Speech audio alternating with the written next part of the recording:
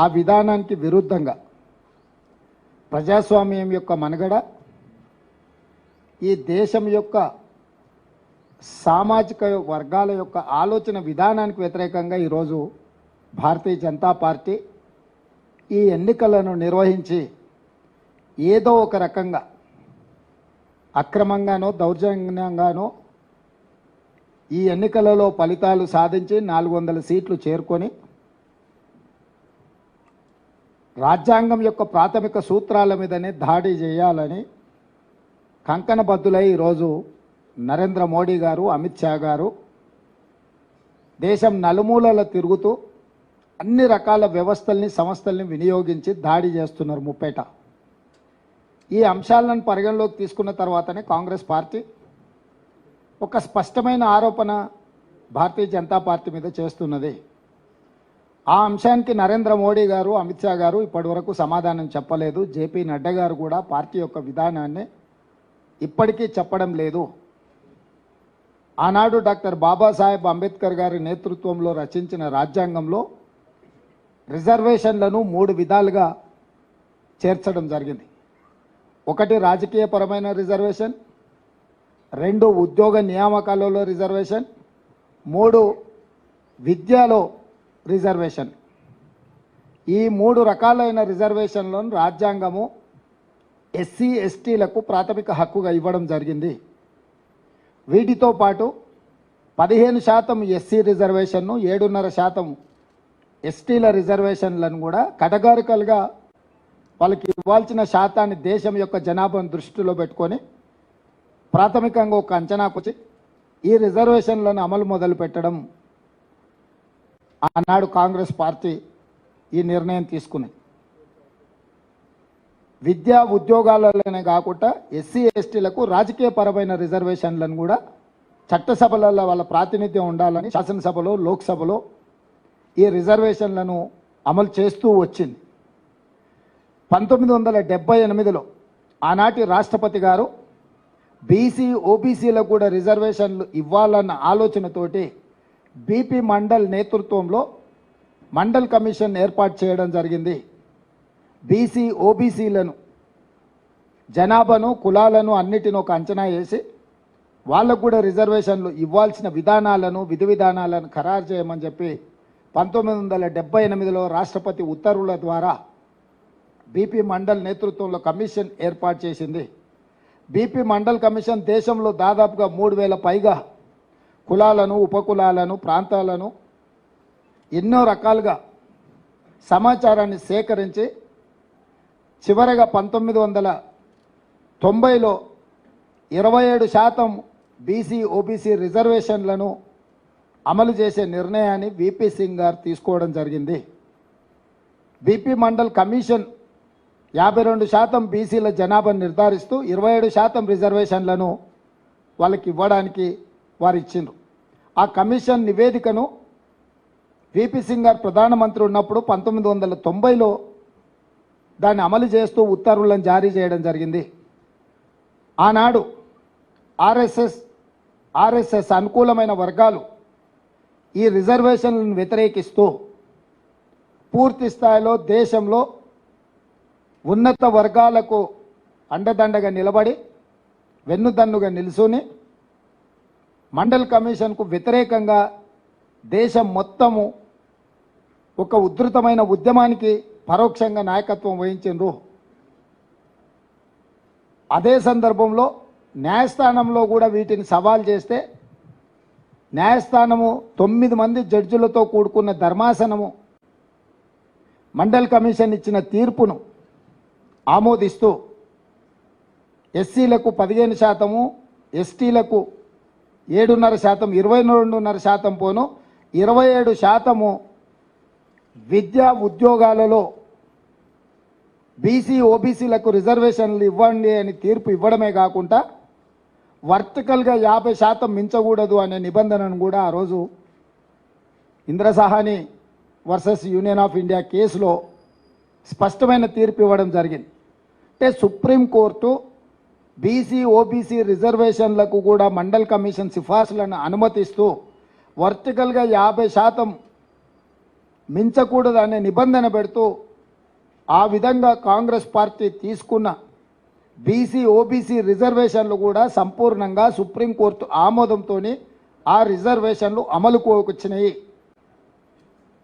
BC ఓబీసీలకు చట్టసభలల్లో రాజకీయపరమైన రిజర్వేషన్లు లేవు, కానీ ఎస్సీ ఎస్టీలకు ఏ రకంగా అయితే విద్యా ఉద్యోగాలలో రిజర్వేషన్లు ఉన్నాయో బీసీ ఓబీసీలకు కూడా ఆ రిజర్వేషన్లు అమలు జరిగినాయి. ఆనాటి నుంచి ఈనాటి వరకు బీసీ ఓబీసీలు చట్టసభలలో కూడా మాకు రిజర్వేషన్లు ఉండాలి, మా కోటా కేటాయించమని వివిధ సందర్భాలలో వాళ్ళ డిమాండ్ను వినిపిస్తూనే ఉన్నారు. దాని పట్ల కూడా రాజకీయ పార్టీలు వివిధ రకాలలో వివిధ సందర్భాలలో స్పందించడం జరిగింది. ఇప్పుడు ఎందుకు ఈ అన్ని అంశాలను కాంగ్రెస్ పార్టీ ప్రస్తావిస్తుంది అని అంటే, రాహుల్ గాంధీ గారు భారత్ జోడో యాత్ర సందర్భంగా ఈ దేశంలో 50% పైగా ఉన్న బీసీసీ ఓబీసీకి సంబంధించిన ప్రతినిధులు ప్రజలు రాహుల్ గాంధీ గారికి విజ్ఞప్తి చేసింది. 50% వర్టికల్ రిజర్వేషన్ లిమిట్ను తొలగించాలి, మా జనాభా దామాషా ప్రకారము మాకు రిజర్వేషన్లు కల్పించాలి, అప్పుడే మా సామాజిక ఆర్థిక పరిస్థితి మెరుగుపడుతుంది, వీటన్నిటిని కూడా అమలు చేయాలని వాళ్ళందరూ కూడా రాహుల్ గాంధీ గారికి విజ్ఞప్తి చేయడం జరిగింది.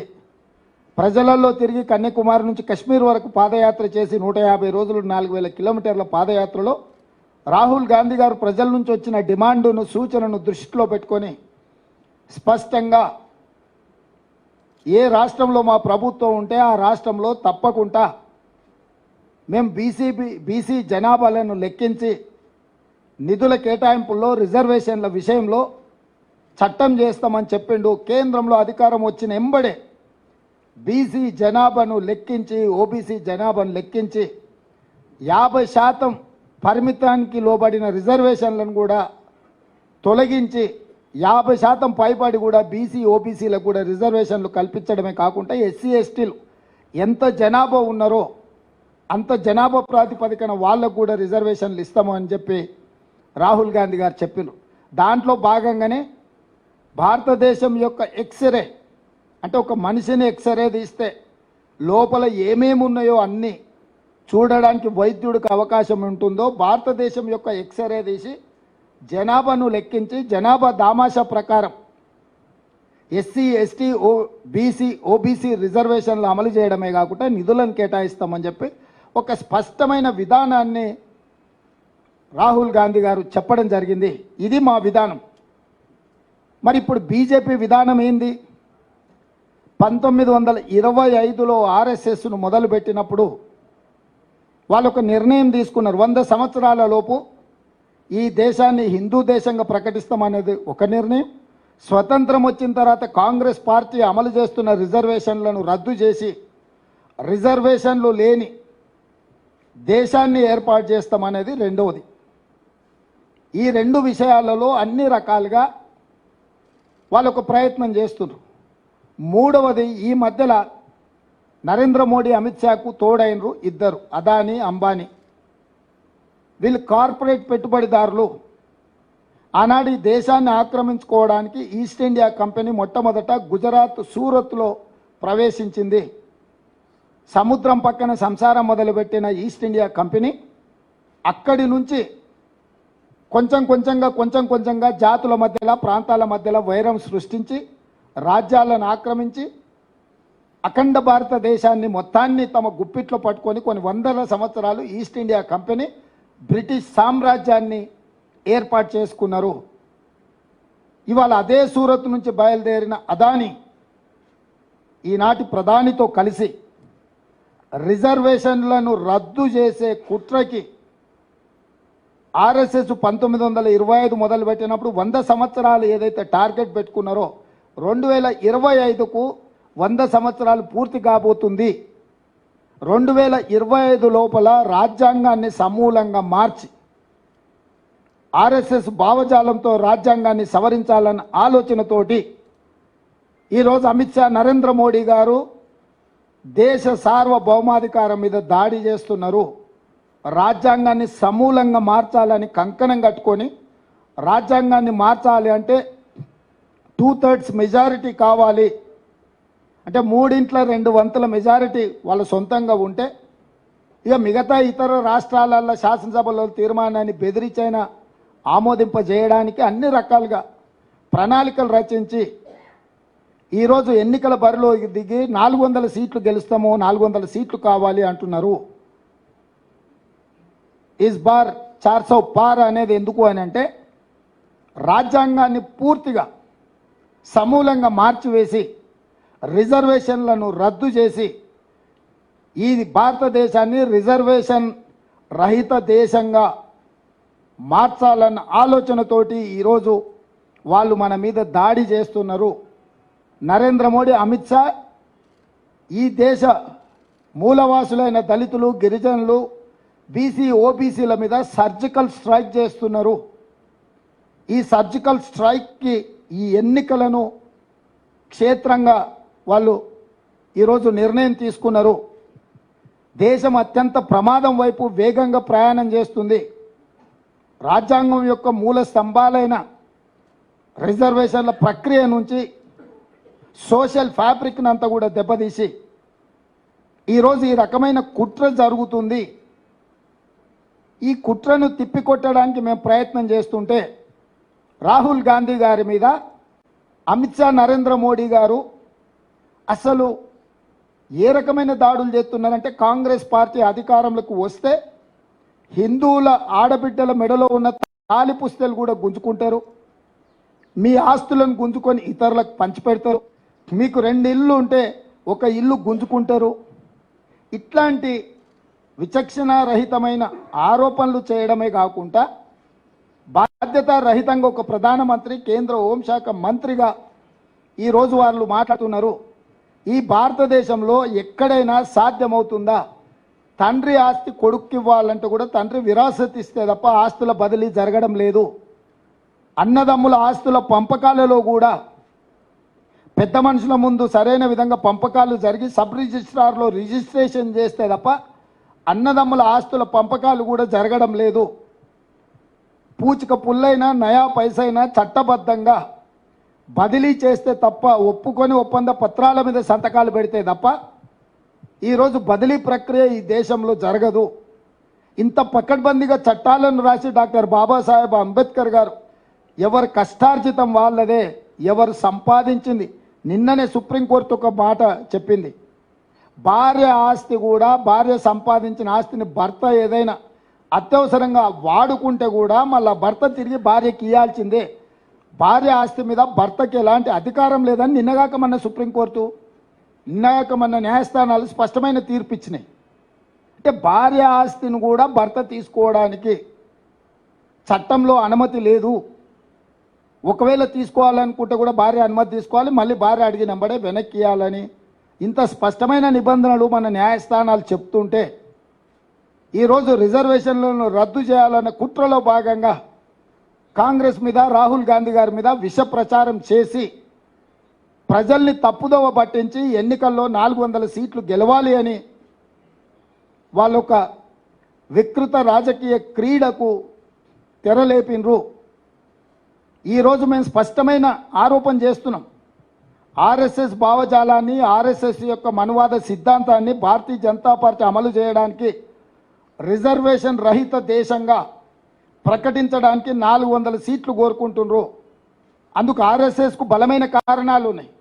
హిందువులల్లా కులాలు ఉపకులాలుగా ఉంటే హిందువులు మొత్తం ఏకంగా ఉన్నారని చూపించడానికి ఇబ్బంది వస్తుంది. కాబట్టి హిందూ జాతిలో దళితులుగా, గిరిజనులుగా, బీసీలుగా, ఓబీసీలుగా, బీసీ ఓబీసీల ఉపకులాలు, దళితుల ఉపకులాలు, గిరిజనుల ఉపకులాలు ఉంటే ఇవి వివిధ తెగల కింద వస్తే ఈ మొత్తాన్ని ఒక హిందూ సమాజంగా చూపించడానికి ఇబ్బంది అవుతుంది. కాబట్టి రిజర్వేషన్లను అన్నిటినీ రద్దు చేసి ఈ మొత్తం హిందూ సమాజం అని చూపించాలన్న ఆలోచనతోని ఆర్ఎస్ఎస్ తమ ప్రణాళికలను సిద్ధం చేసింది. ఆర్ఎస్ఎస్ యొక్క ప్రణాళికను బీజేపీ అమలు చేస్తుంది.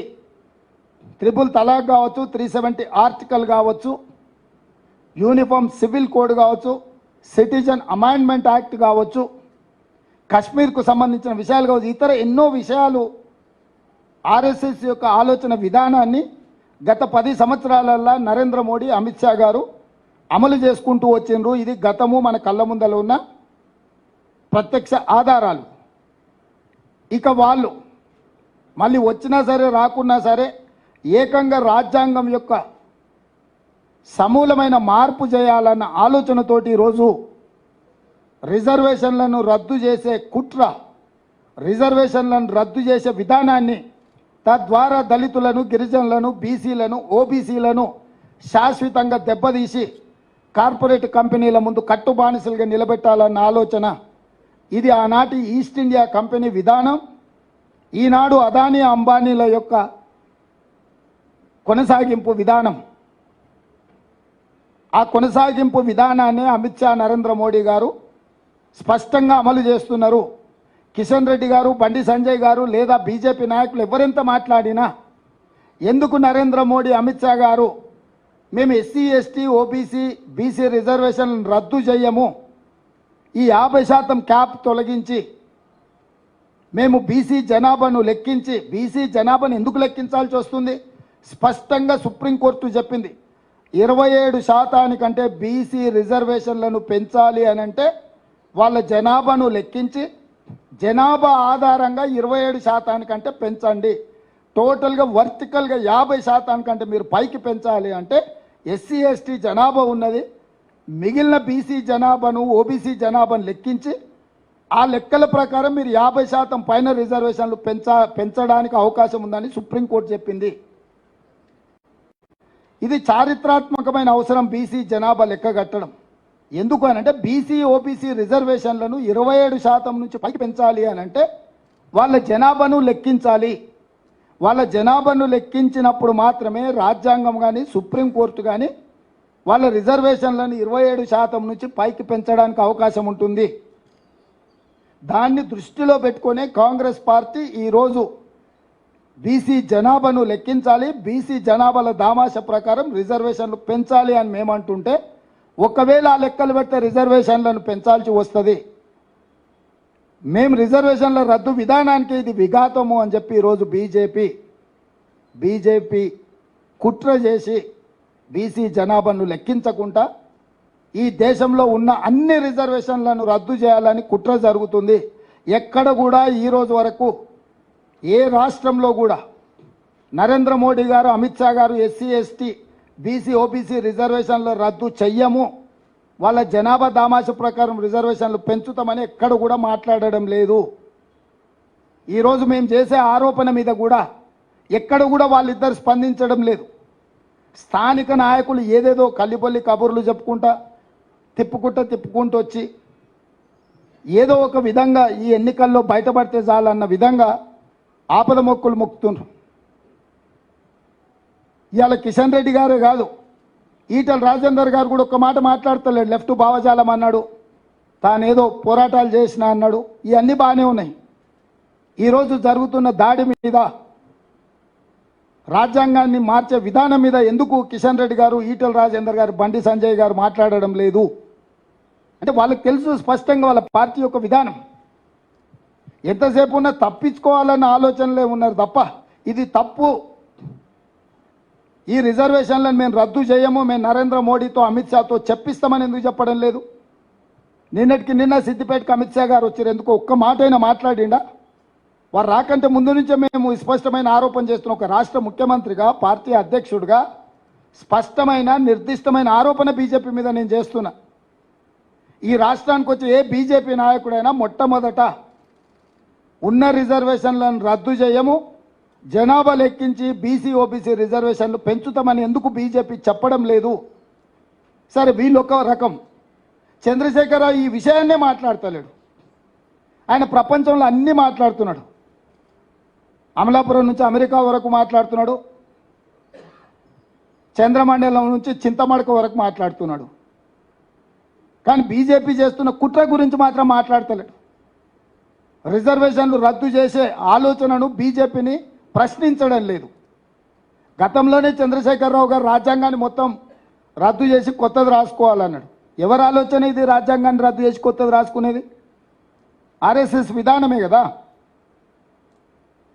ఇవాళ చంద్రశేఖరరావు స్వయంగా భావజాలానికి ప్రభావితమైందా, లేకపోతే జైల్లో ఉన్న బిడ్డకు బెయిల్ కోసము ఈరోజు ఎస్సీ ఎస్టీ బీసీ ఓబీసీ రిజర్వేషన్లను తాకట్టు పెట్టి బీజేపీకి సహకరిస్తున్నాడా? చంద్రశేఖరరావు గారు కూడా తన విధానాన్ని ప్రకటించాలి. నేను స్పష్టంగా సూటిగా చంద్రశేఖరరావును డిమాండ్ చేస్తున్నా. ఎస్సీ ఎస్టీ బీసీ ఓబీసీ రిజర్వేషన్లను రద్దు చేయాలన్న భారతీయ జనతా పార్టీ విధానం మీద బీఆర్ఎస్ విధానం ఏంది? ఒకవేళ మీ విధానము రిజర్వేషన్ల రద్దును వ్యతిరేకిస్తే మీ పోరాట కార్యాచరణ ఏంది? బీజేపీకి వ్యతిరేకంగా 100 రోజులైన మా ప్రభుత్వాన్ని దిగిపోవాలి, మా ప్రభుత్వాన్ని పడగొట్టాలని కార్యాచరణ ప్రకటించి బస్సు యాత్ర చేస్తున్నా అంటున్నావు కదా. 10 సంవత్సరాల అధికారంలో ఉండి ప్రజలందరినీ పీల్చి పిప్పి చేసి అక్రమ కేసుల ద్వారా ఈరోజు రాజ్యాంగాన్ని దెబ్బతీసే మోడీ మీద నీ పోరాట కార్యాచరణ ఎక్కడుంది? 5 ఏళ్ల కోసం ఎన్నుకున్న మా ప్రభుత్వాన్ని ఇప్పటికిప్పుడు దించేయాలని కేసీఆర్ గారు, కేటీఆర్ గారు, హరీష్ గారు అంటున్నారు. 10 ఏళ్ళు ప్రజల్ని మోసం చేసిన మోడీని దించడానికి మీ దగ్గర ఉన్న కార్యాచరణ ఏంది? 100 రోజులే అయిన మా ప్రభుత్వమా మీ టార్గెట్? 10 సంవత్సరాల నుంచి ప్రజల్ని వంచి దేశాన్ని దోసుకుని ప్రధానమంత్రి అయిన నరేంద్ర మోడీ గారు ఆనాడు 55 లక్షల కోట్ల రూపాయలు దేశం మీద అప్పు ఉంటే ఈరోజు 168 లక్షల కోట్ల రూపాయలు అప్పయింది. ఒక్క నరేంద్ర మోడీ గారు 10 సంవత్సరాలలో 113 లక్షల కోట్ల రూపాయల అప్పు తీసుకొచ్చిండు. 14 మంది ప్రధానమంత్రులు 67 సంవత్సరాలు చేసిన అప్పు 55 లక్షల కోట్లు అయితే 10 సంవత్సరాలలో ఒకే ఒక్క నరేంద్ర మోడీ దానికంటే 2 పైన అప్పు చేసిండు. ఒక్కసారైనా ఈ అప్పు ముప్పు గురించి కేసీఆర్ మాట్లాడాడు. ఎందుకంటే 69,000 కోట్ల రూపాయలతో ఉన్న తెలంగాణ రాష్ట్రం ఆయన చేతులు పెడితే ఆయన 7 లక్షల కోట్ల రూపాయలు అప్పు చేసిండు. ఇద్దరు ఒకే రకమైన విధానాన్ని అవలంబించడం ద్వారా రాష్ట్రాన్ని ఈయన అప్పుల కూపంలో నెట్టితే దేశాన్ని మొత్తం అప్పుల ఊపిలో మోడీ కూర్చేసిండు. ఇక వీళ్ళిద్దరు ఒప్పందం బెయిల్ కోసం అయితే నిన్నటికి నిన్న మేడ్చల్ ఎమ్మెల్యే స్పష్టంగా చెప్పిండు, మేము బీజేపీ గెలిపిస్తాం, బీజేపీ గెలుస్తుంది మల్కాజ్గిరిలో అని. ఇంకా కూడా కేటీఆర్కు మరి సోయి ఉందా లేదా ఇవాళ మాట్లాడుకుంటా అసలు అప్పటికప్పుడు ఉన్న పలంగా నిజంగానే బీజేపీతో వీళ్ళకి వైరం ఉంటే మల్లారెడ్డిని పార్టీలకు వెళ్ళి సస్పెండ్ చేయాలి. బహిరంగంగా ప్రజల ముందు బీజేపీ అభ్యర్థిని అలై బలై చేసుకొని ఆయనే గెలుస్తాడని ఆయనకు సహకరిస్తుంటే ఆయన అసెంబ్లీ నియోజకవర్గం ఉన్న ప్రాంతంలో మేడ్చల్ ఎమ్మెల్యే మీద చర్యలు తీసుకోకపోను ఈరోజు కేటీఆర్ సమర్థించడం దేనికి సూచన? నేను మొదటి నుంచి చెప్పిన 5 పార్లమెంటు నియోజకవర్గాలను తాకట్టు పెట్టినరు బీజేపీకి బీఆర్ఎస్ వాళ్ళని. పోయినసారి నేను ఎంపీగా నిలబడ్డప్పుడు మల్కాజ్గిరిలో 31 సమావేశాలు పెట్టిండు కేటీఆర్ నన్ను ఓడించాలని. ఇలా ఇప్పటి వరకు ఒక్కటి పెట్టిండు, కార్యకర్తల సమావేశం అని చెప్పి పెట్టి ఆర్ఎల్ఆర్ను పిలిచి నీకు పైసలు ఇచ్చేది లేదు, నీకేమైనా ఆస్తి ఉంటే అమ్ముకో అని చెప్పిండు. ఇన్ని వేల కోట్లు దోసుకున్నావు, బూత్ ఖర్చుల కన్నా ఆర్ఎల్ఆర్కి ఇవ్వాలి కదా. అంటే నువ్వు ఎన్నికలు చేయకు, వదిలేసాయి, ఈటల రాజేందర్ గెలవాలి. ఎక్కడన్నా ఈ మొత్తం ఎన్నికల పర్యటన మొదలైనాక ఈటల రాజేందర్కు వ్యతిరేకంగా ఎక్కడైనా కేటీఆర్ మాట్లాడిండా? కేసీఆర్కు వ్యతిరేకంగా ఈటల రాజేందర్ ఎక్కడైనా మాట్లాడిండా? నిన్న నా మీద సవాల్ విసురుతున్నాడు, నువ్వు భూములు అమ్మకుంటా రైతులకు రుణమాఫీ చేయని. భూములను అమ్మకుంటా రుణమాఫీ చేయి, బుక్కెడు బువ పెట్టకుండా పిల్లల్ని ఆంబోతులాక తయారు చేయి. ఏందా రాజేందర్, ఏం మాట్లాడుతున్నావు నువ్వు? ఇన్ని 1000 ఎకరాలు కేటీఆర్ అమ్మినప్పుడు ఎప్పుడన్నా ఈ భూములు అమ్మొద్దని ఎప్పుడన్నా ఈటల రాజేందర్ మాట్లాడిండా? హైదరాబాద్ చుట్టుముట్టూతా విలువైన వేలాది ఎకరాల భూముల్ని అమ్ముకోవడం, ఆక్రమించుకున్నప్పుడు రాజేందర్కి ఏ రోజు కూడా ఈ భూములు గుర్తురాలే. నేను ప్రజలకు మంచి చేద్దాము, ఏదేమైనా సరే మాకు అధికారం ఇచ్చిందే రైతు రుణమాఫీ చేయడానికి. 15 ఆగస్టు లోపల 2 లక్షల రూపాయల రుణమాఫీ చేస్తామని మేము కంకణబద్ధులమై కమిట్మెంట్తో మేము మాట్లాడుతుంటే, అరే ఆయన కష్టపడుతుంది కదా, చేస్తా ఉంటుంది కదా, చేయని అనాల్సింది, అట్టెట చేస్తావు నువ్వు, భూములు అమ్ముతావా? అంటే ఎవరికి మద్దతు పలుకుతున్నాడు ఈటల రాజేందరు? అంటే చేయొద్దా, రైతులకు రుణమాఫీ చేయొద్దా? భూములు మీరే అమ్ముకుంటారా, మీరే గుంజుకుంటారా, మీరే ఆక్రమించుకుంటారా, దేవుడి భూములు ఆక్రమించుకున్నా నీ మీద ఆయన అన్నాడు. ఇప్పటివరకు చర్యలు తీసుకోలే. కేసీఆర్ ధరణితోని 1000 ఎకరాలు ఆక్రమించుకున్నాడని రాజేందర్ అన్నాడు. ఆయన దాని మీద ఏం జోలి చెప్తలేడు, ఢిల్లీకి ఫిర్యాదు చేస్తలేడు. అందుకే నేను కేసీఆర్ను సూటిగా డిమాండ్ చేస్తున్నా, మల్కాజ్గిరిలో బీజేపీ అభ్యర్థి ఈటెల రాజేందర్ను గెలిపించడానికి మీ మేడ్చల్ ఎమ్మెల్యే బహిరంగంగానే మాట్లాడిండు, గెలుస్తున్నాడని అభినందించిండు. తక్షణమే మీ మేడ్చల్ ఎమ్మెల్యే మీద చర్యలు తీసుకోండి. బీజేపీతో మీకు చీకటి ఒప్పందం లేకపోతే తెలంగాణ సమాజానికి నేను విజ్ఞప్తి చేస్తున్నా, వాళ్ళ ఒప్పందం బయటపడ్డది. అమాయకంగానో అత్యుత్సాహంగానో మేడ్చల్ ఎమ్మెల్యే ఉన్నది ఉన్నట్టు చెప్పిండు, కుండ వలగొట్టిండు. ఇక కేసీఆర్ కేటీఆర్ గుండు వలగొట్టుడే మిగిలింది తెలంగాణ సమాజంలో. ఇంత స్పష్టంగా ఎన్నికలు దగ్గరకు వస్తుంటే మీ ఎమ్మెల్యే బీజేపీ అభ్యర్థిని నువ్వు గెలుస్తున్నావు అని అభినందించి అల్లై బల్లై చేసుకుంటే, షోకాజ్ నోటీస్ కూడా ఇవ్వకుండా, కనీసం వివరణ కూడా అడగకుండా ఆయన బీజేపీని ఓడిస్తా అని రంకెలేస్తున్నాడు. ఆయన మహబూబ్నగర్ పోయిందంట, తింటుంటేనే 2 సార్లు కరెంటు పోయిందంట. నువ్వేమన్నా బకాసూరు, నువ్వు అరేనాయన రోజంతా తిననీకే? ఎంతసేపు తింటావా? 10 నిమిషాలు 15 నిమిషాలు తింటాం తిండి తింటే. సేమ్ ఇట్లనే హౌల మాటలు మాట్లాడింది. సూర్యాపేటలో పోయి పార్టీ ఆఫీస్లో ప్రెస్ మీట్ పెట్టినప్పుడు కరెంటు పోయిందని. నేను మా అధికారులు అడిగితే వాళ్ళకి అధికారికంగా కనెక్షనే లేదు సార్, వాళ్ళు జనరేటర్ మీద ఉన్నారు, ఆ పొట్టైన జనరేటర్లో కట్టబెట్టినట్టున్నాడు, ఆగింది సార్ అని మా అధికారులు చెప్పాను. మరుక్షణం నేను విచారణకు ఆదేశించిన. సూర్యాపేట అట్లట్ల కరెంటు పోయిందని అడిగితే అసలు దాని కరెంటు కనెక్షన్ లేదని చెప్పారు. అంటే ఒక 10 ఏళ్ళు ముఖ్యమంత్రిగా పనిచేసి ఈరోజు ప్రధాన ప్రతిపక్ష నాయకుడు ఉన్న కేసీఆర్కి ఇంత అసహనం, ఇన్ని అబద్ధాలు ఎందుకు? ఏం కొట్టుకపోయింది, ఏం మునిగిపోయింది? ఏం అధికారం లేకపోతే సస్తమా? ఏమవుతుందా? ఊపిరాకి చచ్చిపోతావు? అసలు ఏమన్నా 10 ఏళ్ళు దేశాన్ని బట్టి పీడించిన మోడీని ఎట్లా ఓడగొట్టాలనో బాధ్యత లేకుండా 100 రోజులలో 5 గ్యారెంటీలు అమలు చేసి ఈరోజు 2 లక్షల రుణమాఫీ ఖచ్చితంగా అమలు చేస్తామని మేం చెప్తుంటే, అరే పిల్లగాడేదో తిప్పల పడుతున్నాడు, చేయని చూద్దాం, 6 నెలలు సంవత్సరం సంసారం చేయని, పిల్లనో పిల్లగాడో పుట్టని అని అంటాడు ఎవడన్న పెద్దోళ్ళు. కడపకాడ అడ్డం పట్టుకున్నట్టుంది నా వ్యవహారం. ఏంది జరగొద్దు, ఏంది ఉండొద్దు, ఏం పోయే కాలము, ఏంది దుర్మార్గము? అందుకే తెలంగాణ సమాజానికి విజ్ఞప్తి చేస్తున్నా, ఎస్సీ ఎస్టీ బీసీ ఓబీసీ రిజర్వేషన్లు ఉండాలి అని మీరు అనుకుంటే కాంగ్రెస్ గెలవాలి. ఎస్సీ ఎస్టీ బీసీ ఓబీసీ రిజర్వేషన్లు రద్దు కావాలి అనుకుంటే బీజేపీకి ఓటెయ్యాలి. మైనారిటీలను నెత్తి మీద పెట్టుకొని ఊరేగుతాన కేసీఆర్ ఇలా బహిరంగంగానే అమిత్ షా ప్రత్యక్షంగా చెప్పిండు రద్దు చేస్తా అని. దాని మీద కూడా ఇంతవరకు కేసీఆర్ స్పందించలే. 4% 12% చేస్తా అని ఊదరగొట్టిండు. ఉన్నాయి రద్దు చేస్తా అని వాళ్ళు డంకా బజాయించి తెలంగాణకు వచ్చి చెప్పారు. ఆడిడే చెప్పలే, ఈడికే వచ్చి చెప్పారు. దాని మీద కూడా కేసీఆర్ పల్లెత్తు మాట మాట్లాడతలేడు. దీన్ని బట్టి ఈ వర్గాలన్నీ కూడా ఆలోచన చెయ్యాలి. మేం కార్పొరేట్ కంపెనీలకు వ్యతిరేకము. అదానీ అంబానీలు ఈ దేశాన్ని దోచుకోవడం, ఈ దేశం యొక్క ప్రభుత్వాల మీద ప్రభావితం చేసి లక్షల కోట్ల 60 లక్షల కోట్ల రూపాయల ఆస్తులు మేము జమ చేస్తే నరేంద్ర మోడీ అమిత్ షా వాటిని 6 లక్షల కోట్లకు తెగనమ్ముకున్నారు.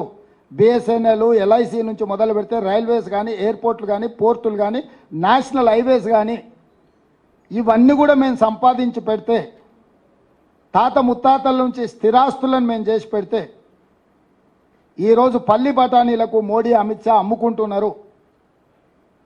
అందుకే ఈ విధానాలను కూడా మేము వ్యతిరేకిస్తున్నాం.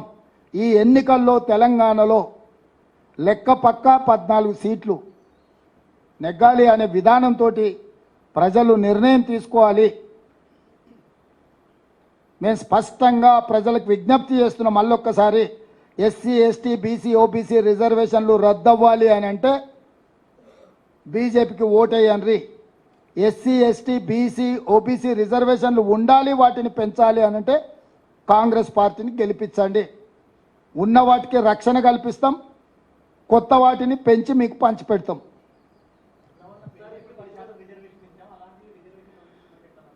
ఇప్పుడు అదే కుట్ర అంటున్నా. ఆ రోజు మేము చట్టసభలలో ఉన్నాం కాబట్టి వాటిని మెడలోంచి తీసుకొచ్చినాం. ఈరోజు 400 సీట్లు వస్తే ఎవరితోనే అవసరం లేదు, రద్దు చేయాలనే విధానం. గతంలో కూడా 2 సార్లు బీజేపీ 13 నెలలు ఒకసారి, 5 సంవత్సరాలు ఒకసారి వాజ్పేయి గారు ఉన్నారు. ఆ రోజు ఈరోజు పోయినసారి రద్దు చేసినాం. ఎందుకు రద్దు చేయలే అంటే వాళ్ళ దగ్గర బ్రూటల్ మెజారిటీ ఉన్నప్పుడు వాళ్ళ రహస్య ఎజెండాను అమలు చేస్తారు. ఆ రహస్య ఎజెండాను ఒకవేళ నిజంగానే మీరు చెప్పిందే నిజం అనుకుందాం, ఎందుకు నరేంద్ర మోడీ, అమిత్ షా దేశ ప్రజలకు మాట ఇస్తలేరు? బీసీ జనాభా లెక్క కడతాం, రిజర్వేషన్లు పెంచుతాం, ఓబీసీలకు పంచుతామని ఎందుకు అమిత్ షా నరేంద్ర మోడీ చెప్పడం లేదు? ఇప్పుడు స్పష్టం కదా, నరేంద్ర మోడీ గారు, అమిత్ షా గారు స్పష్టంగా వేదికల మీద నుంచి బీసీ జనాభా లెక్క కట్టి సుప్రీంకోర్టు తీర్పుకు అనుకూలంగా రిజర్వేషన్లు పెంచుతాం, పేదలకు పంచుతాం అని ఒక మాట చెప్తే అసలు ఈ అనుమానాలకే తావులేదు కదా. మీ ఎన్నికల మేనిఫెస్టోలన్నా పెట్టాలి కదా. ఇది ఎన్నో విషయాలు ప్రస్తావించారు, అబద్ధాలన్నీ. ఎందుకు ఎన్నికల మేనిఫెస్టోలో పెట్టలేదు? పోనీ ఇప్పుడు చెప్పమని కిషన్ రెడ్డిని, బండి సంజయ్, ఈటల రాజేందర్ బీసీ జనాభా లెక్క కట్టి రిజర్వేషన్లు పెంచుతారా, పెంచరా?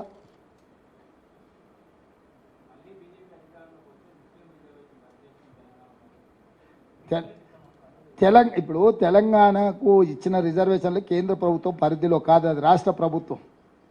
రాష్ట్ర ప్రభుత్వంలో 2004లో కాంగ్రెస్ అధికారంలోకి వచ్చినప్పుడే అమలు చేసిండ్రు. ఈరోజు కాంగ్రెస్ రాష్ట్ర ప్రభుత్వంలో ఉన్నది. ఇప్పుడు వాళ్ళు రద్దు చేస్తానే మొత్తం రిజర్వేషన్లనే, మొత్తానికే కొండనాలికకు మంది అయితే ఉన్ననాలిక కూడా ఊడిపోయిందని మొత్తాన్ని మొత్తం కొట్టే ముందర ఇంక ఇదంతా ఏందనేది వాళ్ళు ఒకటొకటిగా రహస్య ఎజెండా బయట పెడుతున్నారు.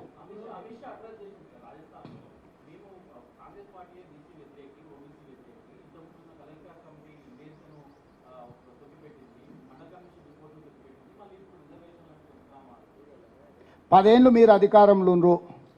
కాంగ్రెస్ పార్టీ మంచి చేసిందో చెడు చేసిందో ప్రజలు తీర్పిచ్చి నరేంద్ర మోడీ, అమిత్ షా గారికి అధికారం ఇచ్చిండ్రు. వాటన్నిటిని మీరు అమలు చేస్తే అయిపోయి ఉండే కదా. ఇప్పుడు ఈ చర్చ ఎందుకు? 10 సంవత్సరాలు బ్రూటల్ మెజారిటీ వాళ్ళ దగ్గర ఉండే, 300 పై సీట్లు వాళ్ళ దగ్గర ఉన్నాయి కదా. ఇన్ని బిల్లులను చట్టసభలో ఆమోదించుకున్న వాళ్ళు ఇప్పుడు ఏదైతే కాంగ్రెస్ మీద ఆరోపణలు చేస్తుర్రో వాటిని వాళ్ళు అమలు చేస్తే అయిపోయేది కదా. పోనీ అది కూడా పక్కన పెట్టు. ఈరోజు మీరే 3వ అధికారం వస్తుంది అంటున్నారు కదా, మీరు ఏమేమి అమలు చేస్తారో ప్రజలకు చెప్పండి. ఇప్పుడు ప్రతిపక్షంలో హోదా కూడా లేని మా మీద మీకెందుకు ఆరోపణ? మళ్ళీ కూడా రాదంటున్నారు కదా మీరు. వాళ్ళ లెక్క ప్రకారం కేసీఆర్, నరేంద్ర మోడీ లెక్క ప్రకారం మేము 40 సీట్లు దాటం. అవునా? ఇదే కదా వాళ్ళిద్దరు చెప్తున్నది. 40 సీట్లు దాటనలో మేమైతే అమలు చేయలేం కదా. 400 వచ్చే సీట్లు బీఆర్ఎస్, బీజేపీ 400 సీట్లు వచ్చినప్పుడు ఏమేమి అమలు చేస్తారో ప్రజలకు స్పష్టమైన హామీ ఏమంటున్నా నేను. మీ విధానాన్ని, మీ విధాన పత్రాన్ని ప్రకటించమని అడుగుతున్నాము.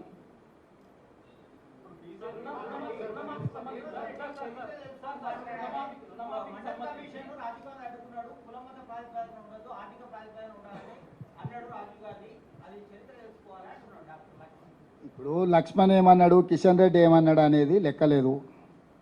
వాళ్ళు ఏంది దొడ్డి దగ్గర కాపలా ఉండేటోళ్ళే తప్ప లోపలికి పోయేటోళ్ళు కాదు. లోపల ఉన్నోళ్ళు ఏం చెప్తున్నారో లెక్కకు తీసుకోండి. లోపల ఉన్నోళ్ళు స్పష్టంగా రద్దు చేస్తామంటున్నారు. రద్దు చేయకపోతే లోపల పెత్తనం చలాయించే వాళ్ళతోని మీ విధానాన్ని ప్రకటింపజేయమని అడుగుతున్నాం మేము.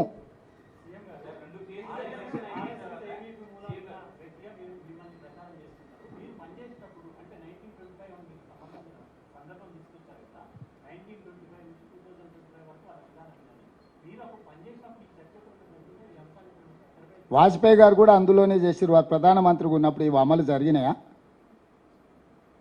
ఏ విధానమైనా మనతోని చర్చించాల్సిన అవసరం లేదు. చరిత్ర డాక్టర్ బాబాసాహెబ్ అంబేద్కర్ గారు గొప్ప వ్యక్తి, ప్రజాస్వామికవాది అని మనం అంటున్నాం. మనం ఆయనతో కలిసి పనిచేసినామని కాదు.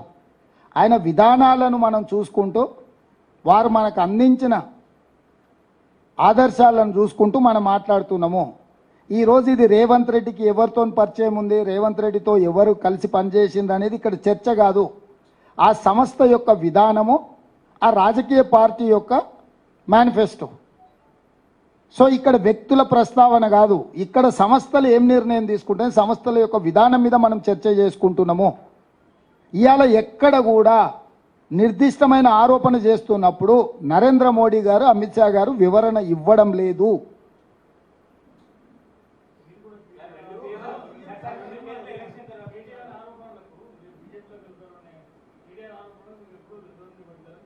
నేను కేటీఆర్ను అంత సీరియస్గా తీసుకొని నీకు ఎప్పుడో చెప్పిన మేనేజ్మెంట్ కోట వాడు పిల్లగాడు పొద్దుపోయినప్పుడు వచ్చినప్పుడల్లా ఏదో ఒకటి మాట్లాడతాడని.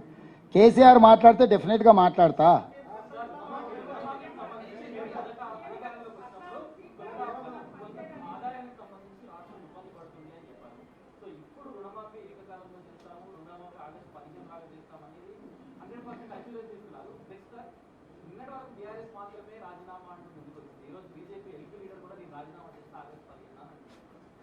నేను అదే అంటున్నా, నాకు సంతోషం.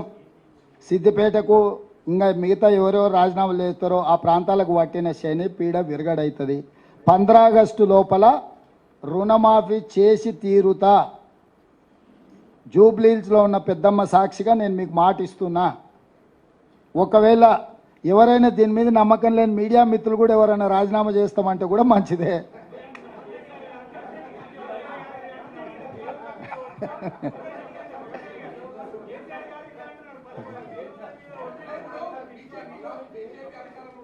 क्या हो रहा आशीष?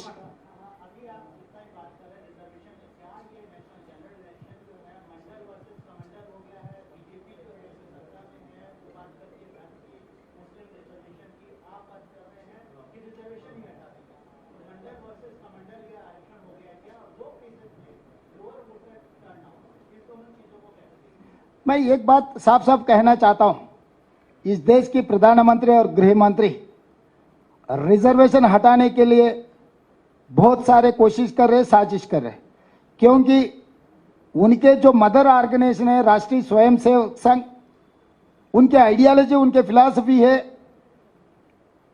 इस देश में बिना रिजर्वेशन इस देश को चलाने के लिए उन लोगों का सोच धारा है. इसीलिए आज वो आरएसएस के जितने भी ट्रिपल तलाक, 370 article, citizen amendment act, uniform civil code, जितने सारे उन लोगों का जो एजेंडा था पूरा इस लोकसभा में 16th एंड 17th लोकसभा में बिल्स पास किए नरेंद्र मोदी जी और अमित शाह. अब बच गए एक ही, रिजर्वेशन हटाने का. वो 18 लोकसभा में 400 सीट जीतकर 2/3 मेजॉरिटी लेकर और रिजर्वेशन निकालने के लिए ये लोग इसीलिए आज पूरा देश में घूम घूम कर इस बार 400 पार. भाई सरकार चलाने के लिए आपको सिंपल मेजॉरिटी बस है 272. पिछले बार 300, 302, 303 मिला हुआ है.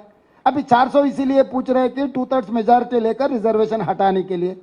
हम लोग सीधा सीधा भारतीय जनता पार्टी के ऊपर आरोप लगा रहे कि आप लोग रिजर्वेशन हटाने वाले हैं, इसीलिए बीसी ओबीसी जनता की गिनती आप खिलाफ कर रहे, क्योंकि मंडल कमीशन रिकमेंडेशन के हिसाब से supreme court 9 members bench, constitutional bench 8 judgment दिया हुआ है. अगर 27% से ओबीसी बीसी रिजर्वेशन बढ़ाना है तो पहले जनाभा की गिनती करो, उसके बाद आप रिजर्वेशन बढ़ा दो. 50% वर्टिकल रिजर्वेशन से अगर आगे जाना है तो बीसी ओबीसी जनता को गिनती करने के बाद ही करने के लिए पाबंदी लगाया सुप्रीम कोर्ट ने. इसीलिए कांग्रेस पार्टी, राहुल गांधी जी ये वादा किया, हर प्रदेश में कांग्रेस पार्टी सत्ता में है तो प्रदेश में हम बीसी ओबीसी का जनता गिनती करेंगे.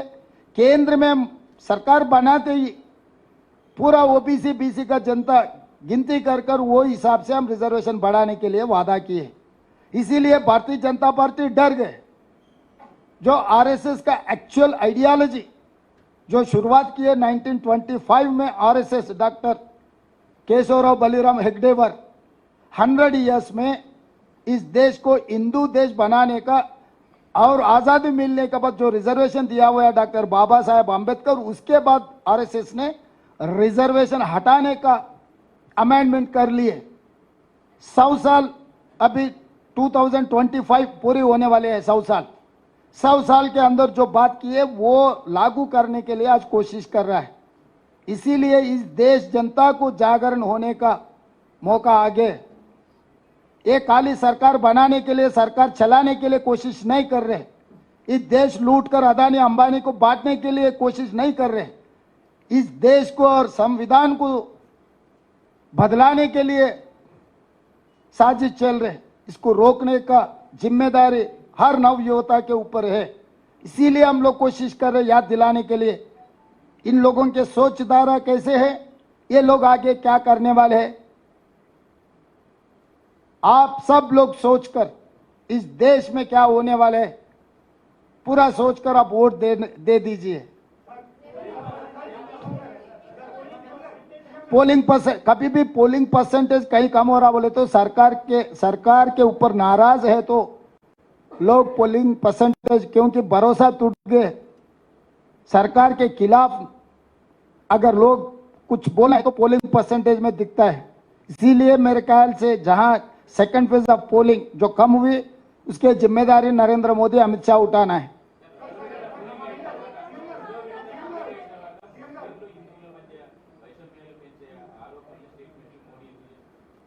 భయం, ఓటమి భయం, ఓటమి భయం.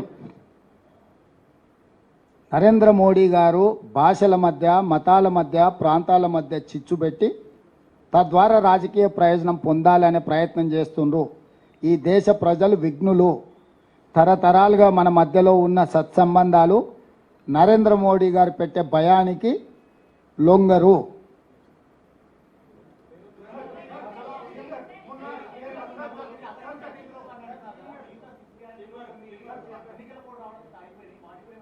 వచ్చే అసెంబ్లీలో బడ్జెట్ పెట్టేటప్పుడు టోటల్గా మన ఓటాన్ అకౌంట్ బడ్జెట్ పెట్టినాం. జనరల్ బడ్జెట్లో అన్ని వివరాలు మీతో చర్చిస్తాం.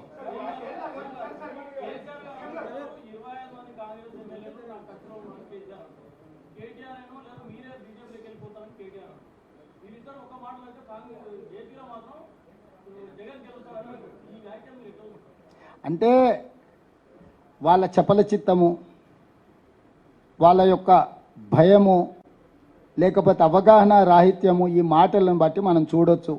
అసెంబ్లీలో సమస్యల మీద చర్చిద్దామంటే చంద్రశేఖరరావు పారిపోయిండు. కానీ ఓ టీవీ స్టూడియోలో కూర్చొని 4 గంటలు రాసుకోర సాంబా అన్నట్టుగా అడిగేటోడు ఆయనోడే, చూపించేటోడు ఆయనోడే, రాసుకునేటోడు ఆయనోడే. ఏందా ఇది? ఎంత బాధ్యతారహితంగా వ్యవహరిస్తున్నాడు ఈ రాష్ట్రంలో ప్రధాన ప్రతిపక్ష నాయకుడు. రోజుల కొద్దీ సభ పెట్టి సమస్యల మీద మాట్లాడుకుందాం, మీ అనుభవంతో వాటి పరిష్కారానికి సూచనలు చేయండి అని ప్రభుత్వం ఒకవైపు ఆహ్వానిస్తుంటే తూచి నేను రానని చెప్పి టీవీ స్టూడియోలో కూర్చొని సొల్లు పురాణం అంతా మాట్లాడుతున్నాడు.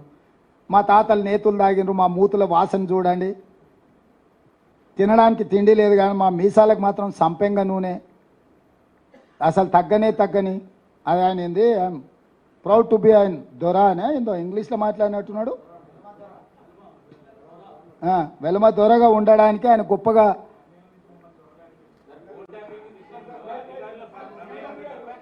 అదే చెప్తున్నా. దొరలని పిలుస్తుర్రు కాబట్టి బండకేసి కొట్టిర్రు, ఇంకా కూడా బల్పు తగ్గలే. మంచిది, అట్లనే కానీ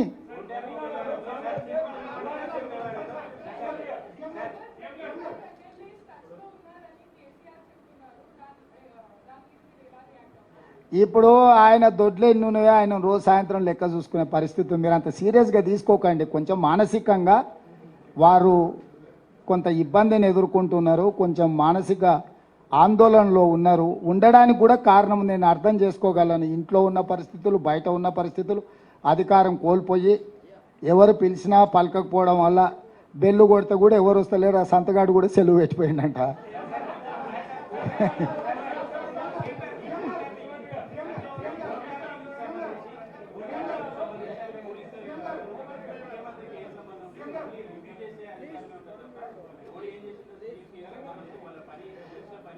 నాకు తెలియదు, ఇంకా దాని మీద పూర్తి వివరాలు నేను తీసుకోలేదు.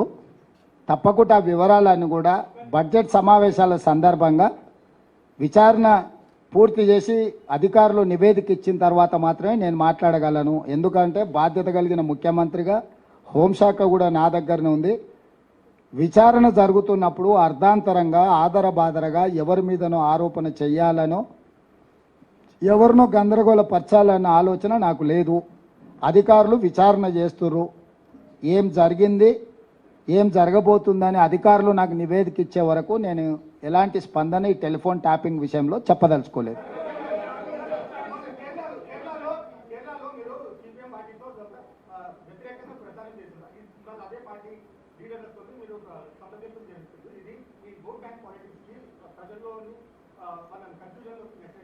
రాహుల్, ఈ దేశం యూనియన్ ఆఫ్ స్టేట్స్ నీకు తెలుసు కదా, వివిధ రాష్ట్రాలతో కూడుకున్న సమూహమే భారతదేశము. మరి వివిధ రాష్ట్రాల పార్టీకి వివిధ విధానాలు ఉంటాయి, అందుకే రాష్ట్ర శాఖ అధ్యక్షులు ఉంటారు కదా, దాని ప్రకారమే పనిచేస్తున్నా నేను.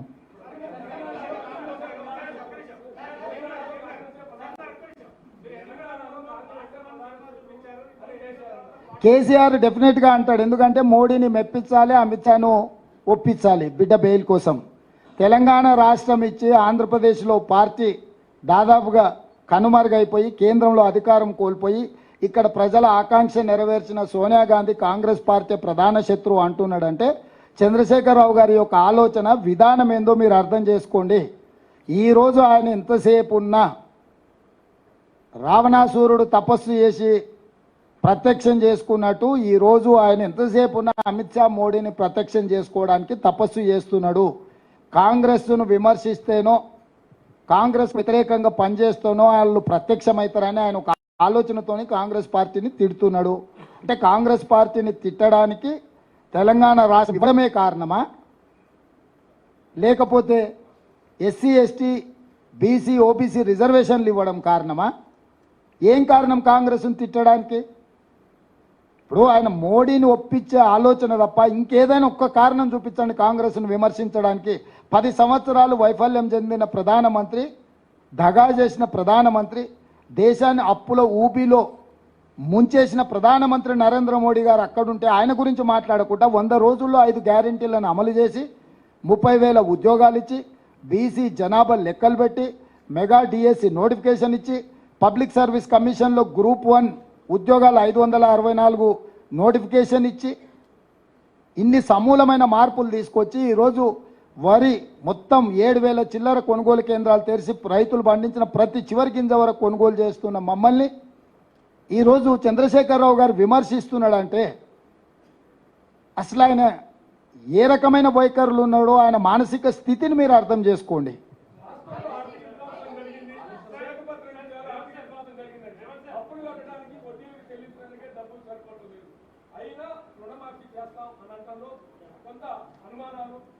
ఇప్పుడు నేను అధికారం చేపట్టినాడు డిసెంబర్ 7 తారీఖు నాడు 7 లక్షల కోట్ల అప్పుతో బయలుదేరినాము.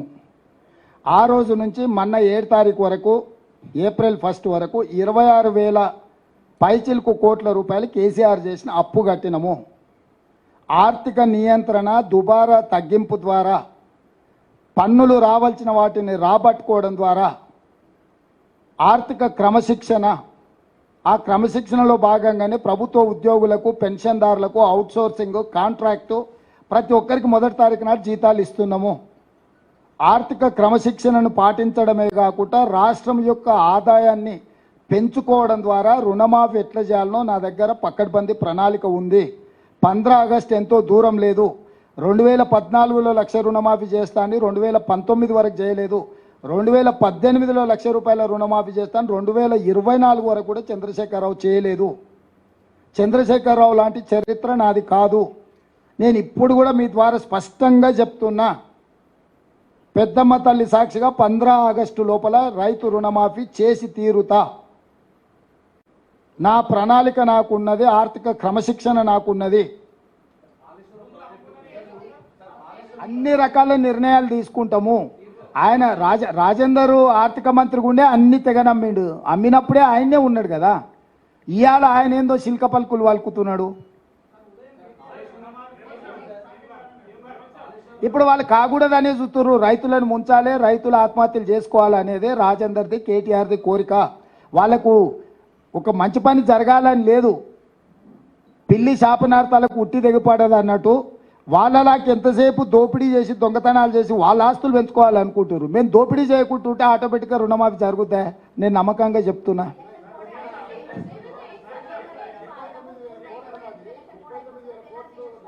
ఇక ఆయన అన్నీ చెప్తాడమ్మా, ఆయన ఏమైంది, ఆయన పాయింట్ ఎందుకు వేసుకున్నాడమ్మా, డ్రాయర్ మీద ఎందుకు తిరుగుతలేడు? ఎందుకు తిరుగుతలేడు? ఇట్లాంటి తిక్క మాటలకు తల తిక్క సమాధానాలు తప్పేమన్నా ఉందా? స్వామి ఒక్క నిమిషం బోలో.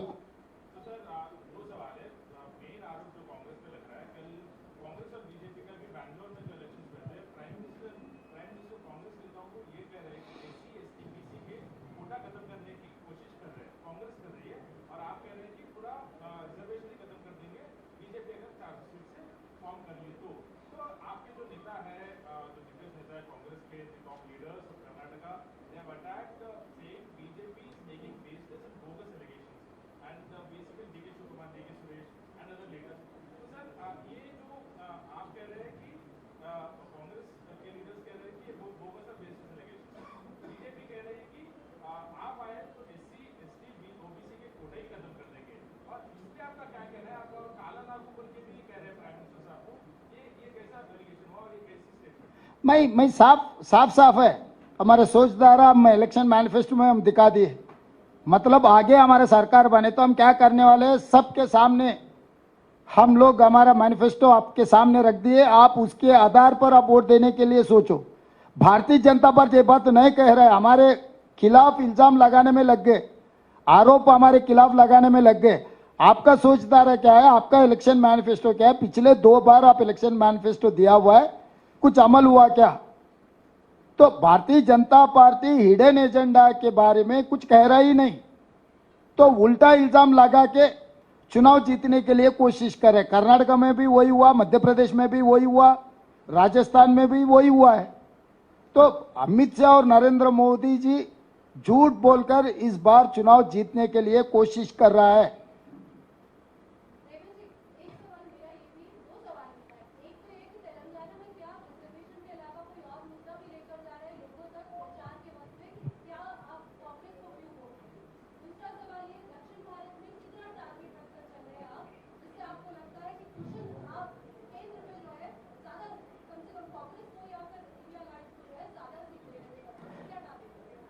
अभी भारतीय जनता पार्टी के खिलाफ 2 इलेक्शन मैनिफेस्टो में जो कहा था हर साल 2 करोड़ नौकरी देने के लिए, 10 साल में 20 करोड़ नौकरी देने का था वादा किए, मगर वही लोकसभा में मेरे ही प्रश्न को जवाब दिए 7,21,000 की चिल्लर नौकरी दिया हुआ है।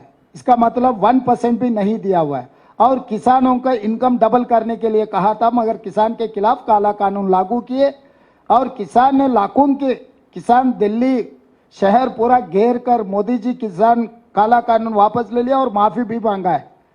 और जनधन खाता में स्विस बैंक में जो काला धन है वापस ले आकर हर गरीब के खाता में 15 लाख रुपए डालने के लिए मोदी वादा किया था 100 दिन में, मगर आज के तारीख में तो 10 साल गुजर गए, 1 पैसा भी नहीं डाला है। 40 करोड़ जनधन खाता में खाता खोला हुआ है, मगर वही जीरो है, जीरो ही है आज तक। और 400 रुपए सिलेंडर था, अभी 1200 हो गए। 55 रुपए पेट्रोल था, 110 रुपए हो गए। 50 रुपए डीजल था, अभी 100 रुपए हो गए। और सरकार नौकरी 30 लाख खाली पड़ा हुआ है।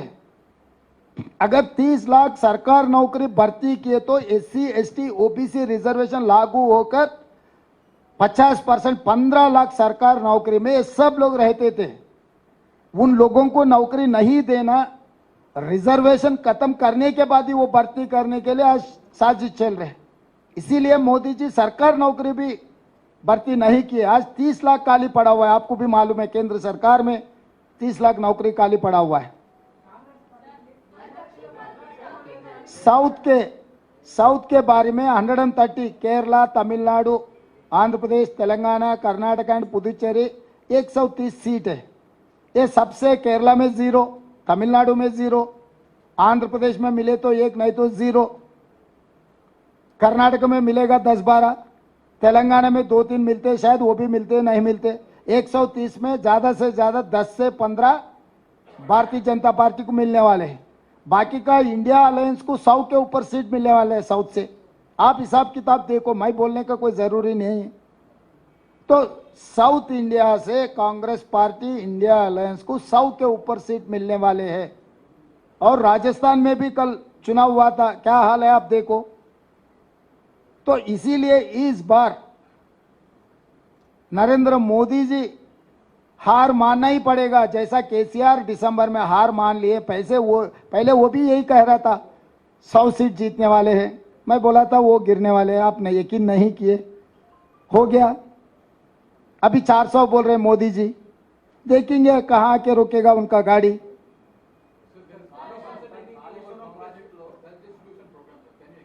Sir please.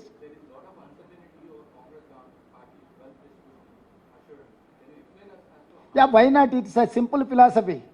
Whatever government in India is getting income, we wanted to distribute poorest of the poor. That is what our policy. We are not going to take any individual property. Again, I'm assuring you, every individual is having their constitutional protection. No one can snatch anyone's property, including father property, son cannot snatch. Brother property, younger brother cannot snatch. Husband property, wife or wife property, husband cannot snatch. The constitutional protection is there. It is very simple, our stand, our agenda, our future plan is, it is very simple. We wanted to increase wealth in the government of India. We wanted to distribute that wealth equally, poorest of the poor, SC, ST, BC and OBC and women and minority. We wanted to distribute equally. But whereas BJP agenda is, it is very simple. They wanted to give only 2 persons who is close associates of Pradhan Mantri and Griha Mantri, Adani, Ambani, and 1 or 2 more corporates from Gujarat. So they have given 30 lakh crores bank loans waived for corporate sector. So how come BJP is going to claim they are doing some welfare for poorest of the poor? They have not waived farmers' loan. They have not given any loans to unemployed youth. They have not given any loans to education loans. But they have waived 30 lakh crore loans to corporate companies.